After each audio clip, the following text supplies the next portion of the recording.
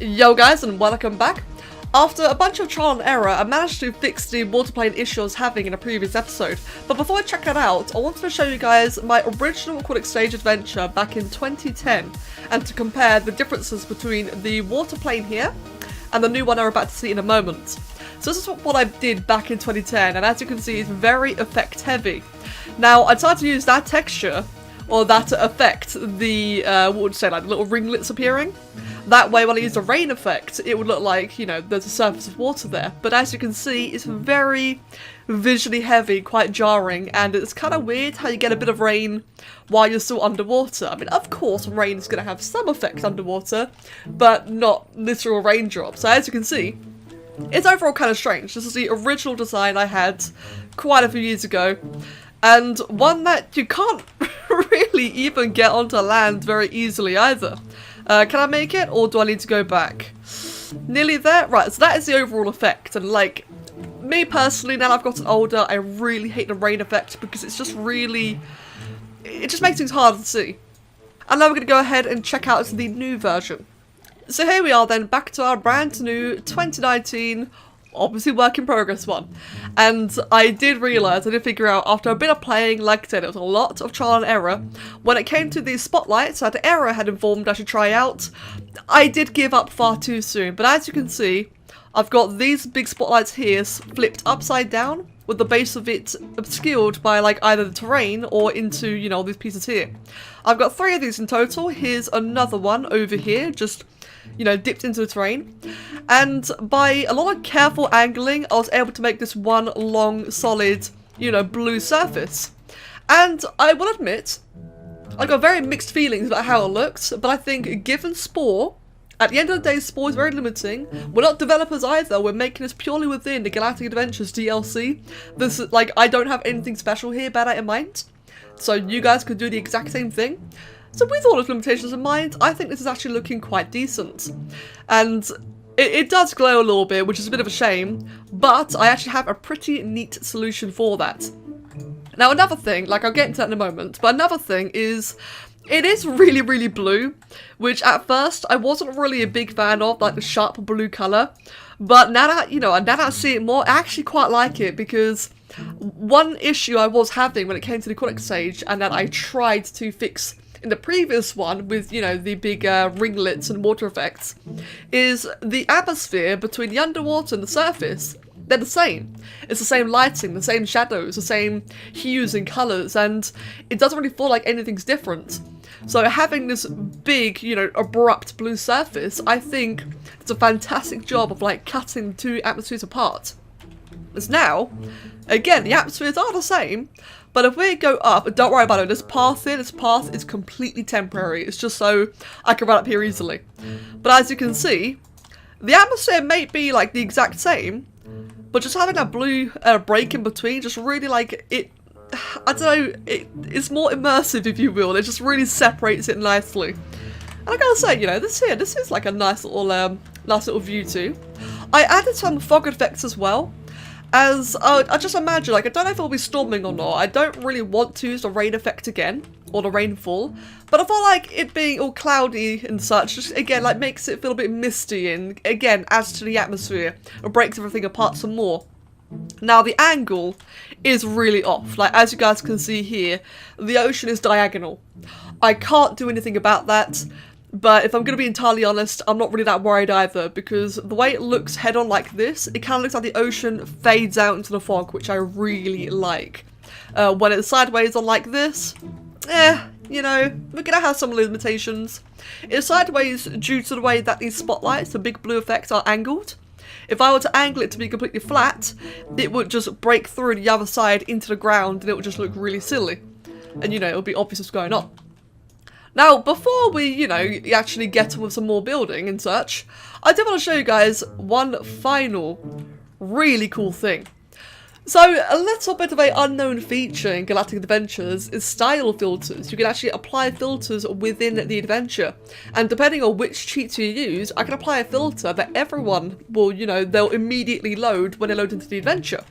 So, if I do style filter next gen, we get this really cool thing here. Now, it is a bit bright, It is bright, don't worry, I'll be tweaking that later on. I'll like make things a bit better later on. But it does give off this really cool blurry effect. And I don't know about you guys, but it definitely does feel like more, you know, more like I'm underwater. You still see the blue water, which I'm really happy about, so you still get a very distinct, you know, change. But otherwise, yeah, it does give like a bit of a shimmer, doesn't it? It kind of like makes the colours a little bit more murky, as it would be underwater. It makes the light bounce off everything. We're going to the surface. So we go to the surface, we look out into the view again. Once again, it just looks really foggy and atmospheric. We look onto the land.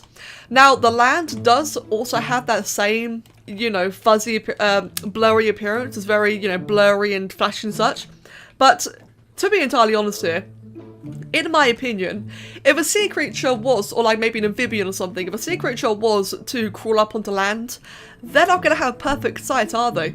In my opinion, it makes sense that the vision would be slightly obscured like this. I mean, you can see everything perfectly, it just looks a little bit off.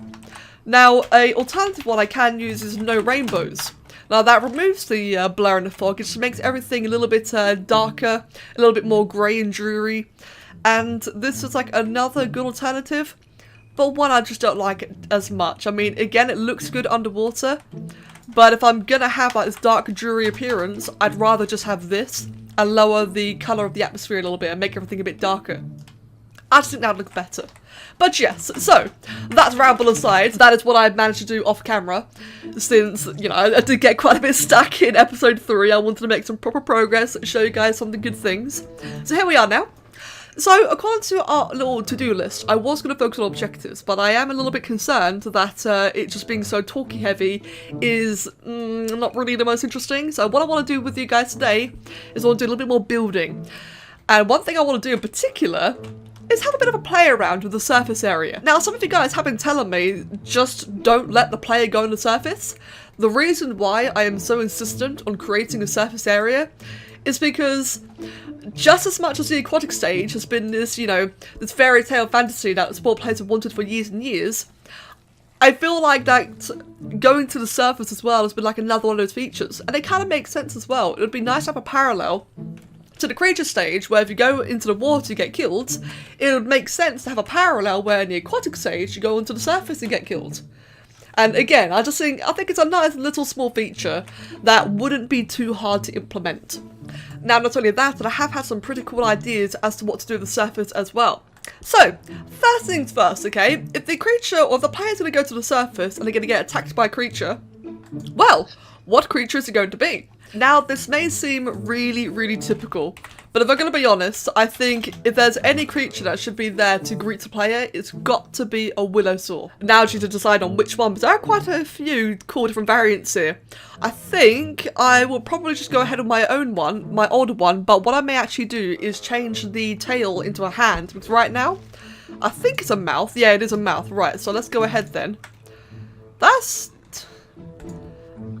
I'm actually not a big fan of this one. Right, okay. I think off camera I'll make a brand new willow saw then. We'll just use that as a placeholder. It's fine. It's fine, guys. If you guys want to make like a brand new willow saw that's like really true to the original one, I'll happily use it. But for the time being, we'll use this placeholder one instead. So, why a willow saw? It just feels like it makes sense in my opinion, because a willow saw has always been, you know, that's the first small creature, at least the most common one, the most well-known one. And I quite like it as if the willow saw was here before us, so it's like a precursor. And it kind of makes sense, because in the trailer, you do see a willow saw charging ahead and attacking the creature. I don't know, something like symbolism perhaps, I don't know. I just think it'd be really fitting for the player to go to the surface and encounter that, and the willow saw be the one to say, hey, not yet, go back in the water, you know? So, this is going to be highly aggressive. If you guys don't know, if you want to make, you know, more complicated AI, hold control, and it'll bring up this menu here. So these guys, they're not going to wander very much. I think I'm just going to have them idle, to be honest, because it's really not going to be much focus on the surface at all. It's just going to be like a little glimpse. We're going to have them just be, yeah, neutral always, okay? But mainly, they're going to attack the player as soon as they are aware of the player, that is. There we go. Now, if I make it highly aware, which is this one here, I'm going to make it really, really aware, okay? It's got a very, very huge radius. Now, here's the thing, right? If I do this, what you're going to notice is that it's going to come and try to attack me immediately because it's already aware of my existence. Let's see if I can demonstrate that. Are you going to go charging towards me, mate? It should be. No, you're just going to prove me wrong. Yeah, you're just going to prove me completely wrong. Hey, friend. Do you not care? Hey, okay, no, that didn't work. That didn't work at all. Let's try that again then, shall we? We've also got, I don't even know what this blue ring does, but I'm going to expand that as well. Let's just double check here, alright? Attack as soon as I am aware of the player. Maybe it's because it's idle. Okay, let's get rid of that then. And let's try again. Now it should just be charging towards me, trying to kill me. And there it is. It's very, very angry, as you can tell. Now, of course, the big issue here is, if I just sit here for a while, it's going to come and attack me even in the water. Let's just stay here. Is it doing that? Let's get a little bit closer. There you go. It's already on its way. Now, that's obviously an issue. We can't have that, because why would it come charging to the water? Maybe a different creature can do that, but not the gatekeeper one. So, here's a really cool little thing that I experimented with a couple of days ago with the help of the Galactic Adventures community Discord server. Here is a boundary wall. So guys, any of you who have made adventures before, you are going to know that Spore's AI is atrocious. The AI in Spore is really, really terrible. And it's so bad that if you have a building like this, now this building has a very definitive gap, okay? It's clearly got a giant visible gap. The building's only the two pieces here. Now, despite that, and despite the fact that my player can walk through it, normally, in fact, you can see right now, now this is kind of weird because the creature can't actually see me. This is how bad Spore's AI is. It cannot see through the buildings. Okay, that is actually quite intimidating, if I'm going to be honest, that big roar there. So yeah, I hope that made sense. It's of course, I'm like kind of winging this as I explain it. So what I'm going to do then, in fact, a really good example. Let me have that there. And let me move my captain here. It can't see me. Because the creature, or the game, is treating this entire building here as one large solid mass, and it's blocking the AI's vision or awareness. If I go through it, it's immediately angry, but now it's pacified. If I go around it, it's angry. There you go. But if I go behind it, it's pacified. GG Spore, fantastic AI, isn't it? So basically what that means is I can then rig it. I can rig it so that the Willosaur will not attack until I make it out of the water, like this. Now let's just go ahead and test that for sure. So I'm currently within its awareness range. I've not changed it since beforehand. Oh, but it can still see me. Okay, I think that's because it can probably see under the ground. I actually don't know about that. But let's duplicate it. So now we got two of these pillars, one underground and one on top of it. Let's see if I can do that. And let's try again, and shall we? So now it shouldn't, keyword, shouldn't come towards me. So far, so good. So far. Oh, you can see that the camera does get a little bit spazzy.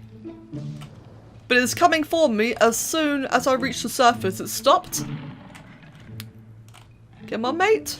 There you go. Now it's angry. So that is the general idea, which, you know, it's a very, very simple idea, but I really wanted to show it to you guys because I think that a lot of people could use this in a lot of different scenarios. And now, of course, I want to hide these giant things here.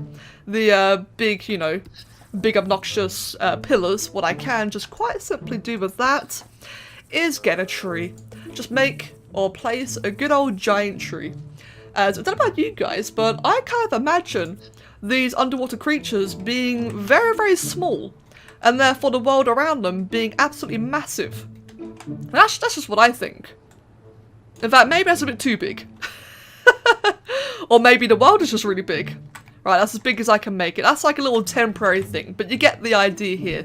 So now we've got that great big tree there, which you can somewhat see. Oh, that's actually kind of cool, to be honest. You can somewhat see it. you would have that one covered as well. Maybe that one could be covered in rocks or something. And then you go up. Oh, what's up here then? Oh no, I'm being attacked. Ah! Now, of course, your Willosaur will be like severely buffed. Let's go ahead and change that. So your health is infinite. Maybe not infinite. Can we get like a funny number here? We can't get 420. No. Can we get 1337? No. I can't get any amusing numbers. Okay, let's just make it infinite then. And we'll make it very fast, good, and very powerful. So now it should just outright destroy me. Since, just like the sea creature, you're not meant to be on the land. Therefore, the sea creature and the Willosaur act as gatekeepers. Hey, friend! There we go. So yeah. I feel like I spent far too long explaining that. But that's one idea. I'll finish that in a bit. I'll make it look prettier in a bit. But as well as that, another thing that people have been mentioning, of course things are very, very work in progress, but another thing was just to make the shallows here just a little bit more interesting to look at. And for that, I'm going to use, is it hills? Yes, I'm going to use the dunes stamp in the hills. Just to give the ground a little bit more, you know, a little bit more variety. Make things not quite as smooth. So maybe just a couple like that. One over there. One over here. And how's that going to look? It's a lot more interesting. It's quite a bit bumpy. I have to make sure then. What I'm going to have to do at some point is test and see if I can like happily run around the terrain, make sure it's all good. Actually, I just remembered. Another thing. This is great. It's really cool being able to show off all the progress because you guys like giving a lot of feedback and a lot of creations. And I can keep on turning around and grabbing more. So speaking of that, we've got even more Spore creations. We've got 274 in total. Let's import all of that in. And in reference to the previous episode, I mentioned the tube coral in Subnautica. Well, Karak, bless her, went ahead and immediately made some. Which is this interesting looking thing here. So let's not have those anymore. Let's grab this big thing instead. That is quite interesting. The shape doesn't really complement what I'm after. At least, well, it kind of does actually. Let's just have that for now. And can the creature actually walk through it? Yes, it can. So there we go then, the big tube coral from Subnautica. That's one idea. We'll be having a lot more of those, but that is definitely one really, really cool idea. So Clarac, thank you very, very much for that. She did not she did not wait any time to make this. She just did it immediately, which is really cool. And these are the kind of things that you guys can do as well. If there's something that I say I need, you know, feel free to give it a crack and try making it. Right. What happens if I have it upside down? Obviously, I need to, like, change a couple of the appearances, but yeah, that works. It's interesting, isn't it? And it looks a lot better than, it looks better than anything I would have made. I would have made it in a building editor, but I much prefer the textures from the creature version. So yes, we can now remove that silver tunnel entirely.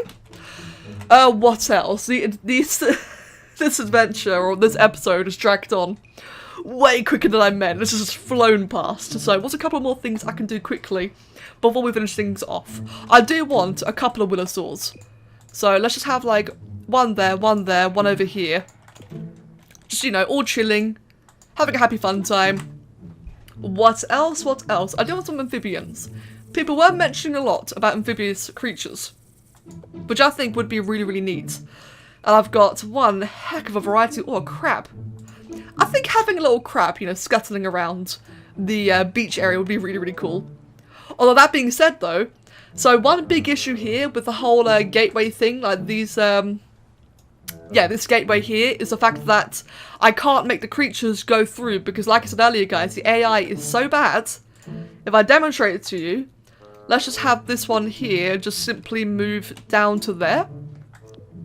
Wait, did that even work? I don't think that even worked. Let's try that again. There you go, down there. Right. That's its path. And where is it? Oh, I'm up here. Oh god. I forgot about that. But you saw the crab just stood still, wasn't doing anything. So I think that's another thing I may have to investigate and, you know, have a play around with later on. But at least for the time being, we'll have some cute little crabs scuttling around the area. They should be on wander, right? Yes, they're on wander. They can be decently fast. We'll have it to be about, I don't know, 3 in speed. Let's have it like be varying sizes. They're all nice and chill. They're passive. Let's have one down here as well. Another one over there. And can the Willosaurs not attack me for a moment, please? Just attack, yeah, attack that. Why not? Okay, good. Oh god. The joys of testing, eh? The joys of testing. Now they're attacking the boundary wall. But hey, at least we've got the little crabs that are wandering around now. Somewhat wandering around anyway. There you go. I gotta say, there's a really cool looking little creation there. Right, is there anything else I can quickly do before we wrap things up? I do want to keep the episodes nice and short, but productive as well. Ah yes, before we head off, I did want to try out a couple of other creations you guys have submitted. And that was some more of the plant ones, since I mentioned before how I would have liked things like lily pads and such. You guys heard, you've made some, which I really want to check out now. What was it? I think one of them was literally called lily pad. No, it wasn't. Oh, where is it? Where is it? Okay, so I'm going to have to go back and find it again, but I have found these really interesting looking ones as well. See, I'm absolutely loving the variety here, and I really, really can't wait to just make... Oh man, I'm going to make so many things. I'm just going to make this area so pretty when I'm done. But, let me see then. So how does that one look there? That would make for, yeah, really, really cool looking lily pad thing. I think that's the way they designed it, or had it in mind. Let me check. I like that. That's really cool. I'll put it in like more strategic locations. Maybe they could be next to the cliffs over here. But I like that a lot. So we got that one there. We've got, again, just more seaweed, which, oh, I love the useful parts of that one. And the player can quite happily walk around it. If I submerge the base into the ground, we now have this one singular part here, or one singular prop, which has all of this, which complexity-wise is fantastic. That's going to make complexity really cheap. I like that a lot. There were 2 more. Let me see. There was, I think they were all just called like seaweed, weren't they? Yes, they were. So we had that one there. And then we had the final one here. I'm going to check these out before we call the episode to an end. But don't worry, guys. I am having such a blast doing this. There's going to be a lot more episodes coming soon, so don't you worry. We've got these 2 little varieties here as well. So let's check them out. We go. Oh, God. Oh, actually, can I go right through that? No, I can't. Okay. That makes sense. So we got that. It's a nice, simple one. Oh wow, that's an amazing use of parts. So these large parts coming out here, they're from the south stage. That's really clever. That looks like an underwater thing, doesn't it? That's extremely clever. Very, very well done. Right, so I'm going to be using this part a lot then. Oh, I love it, man. I just love how it's looking so far. I really, really do. I went a bit squeaky there, but it's making me so happy. Right, let's just whack on all of the ground coverage then, all the seaweed and such. And we've already got quite a nice variety so far. It's going to look a lot neater, don't worry. It's really early work in progress. But, oh god, it just looks fun. I love the variety. Right, let's wrap it up here then. Ended up, I swear, time just flew making this. Time really flew by. But I'm absolutely loving this so far, and I hope you guys as well. As always, if you've got any feedback, let me know. I am reading all the comments. I'm trying to, you know, keep in mind everything being suggested. Trying to tackle certain concerns as well as quickly as I can, such as the floor being too smooth. That's one thing. But otherwise, yeah. Let me know what you think, guys. I just see the little crab bouncing in the distance. And I'll see you all next time. Thank you very much, and have a wonderful day.